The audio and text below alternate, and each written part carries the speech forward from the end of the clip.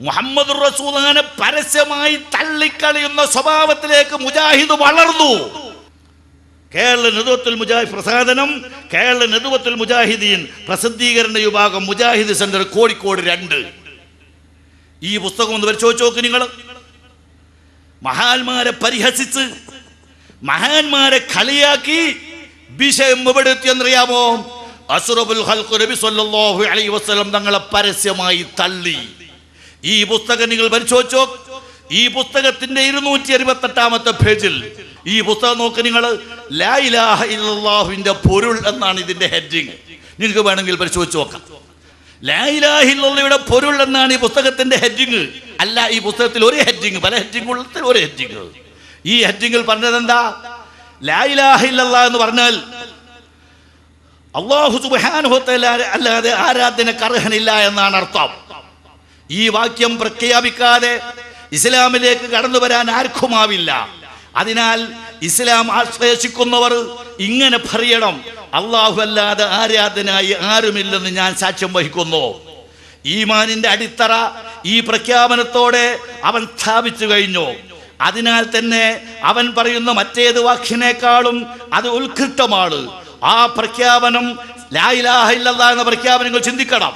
അല്ലാഹു അല്ലാതെ ആരാധനയ്ക്ക് അർഹനില്ല എന്ന അർത്ഥം വരുന്ന ലാ ഇലാഹ ഇല്ലല്ലാഹ് എന്ന പ്രഖ്യാപനം സത്യസന്ധമായിട്ടാണെങ്കിൽ നരകം അവന് നിഷിദ്ധമായി കഴിഞ്ഞു, സ്വർഗം അവൻ ഉറപ്പായി. മുഹമ്മദ് റസൂലുള്ളാഹി വേണ്ട. ഇതാണോ മുസ്ലിം? ഇതാണോ മുസ്ലിം? ലാ ഇലാഹ ഇല്ലല്ലാഹ് മഹത്വം പറഞ്ഞുകൊണ്ട് ലാ ഇലാഹ ഇല്ലല്ലാഹ് എന്നൊരു മനുഷ്യൻ പറഞ്ഞാൽ അവർക്ക് നരകം ഹറാമായി, സ്വർഗം ഉറപ്പായി എന്ന് പറയാൻ ഏത് മുഅ്മിനിന് കഴിയും? പ്രിയപ്പെട്ട സഹോദരന്മാരെ, മുസ്ലിമീങ്ങൾ പഠിച്ചത്, ഇസ്ലാം പഠിപ്പിച്ചത് അശ്ഹദു അല്ലാ ഇലാഹ ഇല്ലല്ലാഹ് അശ്ഹദു അന്ന മുഹമ്മദുർ റസൂലുള്ളാഹ്, മുഹമ്മദ് റസൂൽ എന്ന് പറയണമെന്ന. ഇതിൽ ആ ഭാഗം ഇല്ല. ഇതിൽ പറഞ്ഞത് നിങ്ങൾ പരിശോധിച്ച് നോക്ക്. ലാ ഇലാഹ ഇല്ലല്ലാഹ് എന്നൊരു മനുഷ്യൻ പറഞ്ഞാൽ, മുഹമ്മദ് റസൂലുള്ളാഹി ഇവിടെ പറഞ്ഞിട്ടില്ല. ലാ ഇലാഹ ഇല്ലല്ലാഹ് എന്നൊരു മനുഷ്യൻ പറഞ്ഞാൽ ആ പ്രഖ്യാപനം സത്യസന്ധമായിട്ടാണെങ്കിൽ നരകം അവൻ നിഷിദ്ധമായി കഴിഞ്ഞു, സ്വർഗം അവൻ ഉറപ്പായി. നിങ്ങൾ ആലോചിച്ചോ, ഇത് പറയാൻ കഴിയോ ഒരു മുസ്ലിമിന്? ബഹുമാനിക്കാൻ നിങ്ങൾ ചിന്തിച്ചോ? അല്ലാഹു ബഹുമാനിച്ച മുഴുവൻ വസ്തുക്കളെയും ബഹുമാനിക്കണമെന്ന് പരിശുദ്ധ ഇസ്ലാം പഠിപ്പിച്ചപ്പോ അതിൽ ഒന്നാമതായി അസ്റഫുൽ ഖൽഖ് നബി മുഹമ്മദുർ റസൂലുള്ളാഹി. നമ്മൾ പഠിച്ചത്, ലോകം മനസ്സിലാക്കിയത്, മുസ്ലിമീങ്ങൾ പഠിച്ചത് ലാ ഇലാഹ ഇല്ലല്ലാഹ് മാത്രം പറഞ്ഞാൽ പോരാ, ലാ ഇലാഹ ഇല്ലല്ലാഹ് മുഹമ്മദുർ റസൂലുള്ളാഹി എന്ന് പറയണമെന്ന. എന്തിനീ തെറ്റിദ്ധാരണ ഉണ്ടാക്കണം? എന്തിനീ സംശയം ജനിപ്പിക്കണം? നിങ്ങൾ ചിന്തിച്ചു നോക്ക്. ലാ ഇലാഹ ഇല്ലല്ലാഹ് എന്ന് സത്യസന്ധമായി പറഞ്ഞാൽ നരകം ഹറാമായി എന്ന് പറയാൻ കഴിയോ? പ്രിയപ്പെട്ട മുഅ്മിനീങ്ങളെ, മുഹമ്മദ് പഠിപ്പിച്ചതാണോ? അല്ലാഹുവിന്റെ റസൂൽ പഠിപ്പിച്ച ലാ ഇലാഹ ഇല്ലല്ലാഹ് മുഹമ്മദ് റസൂലുള്ളാഹി മുസ്ലിം ആകണമെങ്കിൽ പറയണം. നിക്കാരത്തിന്റെ ശേഷം 10 വട്ടം ലാ ഇലാഹ ഇല്ലല്ലാഹ് ചൊല്ലുന്ന ദിക്റല്ല പറയുന്നത്.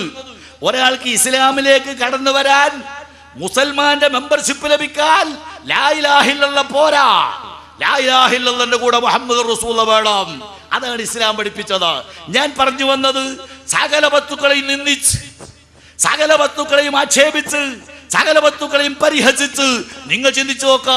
ആരംഭ റസൂലുള്ളാഹിനെ പോലും ഒഴിവാക്കുന്ന പൗരവത്തിലേക്ക് കാര്യങ്ങൾ എത്തിക്കൊണ്ടിരിക്കയാ. നഊദു ബില്ലാഹ്, പടച്ചോൻ കാക്കട്ടെ എന്നല്ലാതെ എന്ത് പറയാൻ? എന്തിനാണ് ഈ സംശയം ഉണ്ടാക്കുന്നത്? എന്തിനാണ് ഈ പ്രശ്നം ഉണ്ടാക്കുന്നത്? എന്തുകൊണ്ട് അവിടെ എഴുതിക്കൂടാ ലാ ഇലാഹ ഇല്ലല്ലാഹ് മുഹമ്മദ് റസൂലുള്ളാഹി എന്ന് പറയണം? എങ്കിൽ നരകം ഹറാമായി, സ്വർഗം അവർക്ക് ലഭിക്കും സത്യസന്ധമായിട്ടാണെങ്കിൽ. എന്തിനീ മുഹമ്മദ് റസൂൽ അവിടെ വിട്ടു? എന്തുകൊണ്ട് ലാ ഇലാഹ ഇല്ലല്ലാഹ് മാത്രം ഒതുങ്ങി? മുസ്ലിം സമൂഹത്തെ വഴിതെറ്റിക്കാനുള്ള മാർഗങ്ങളാ.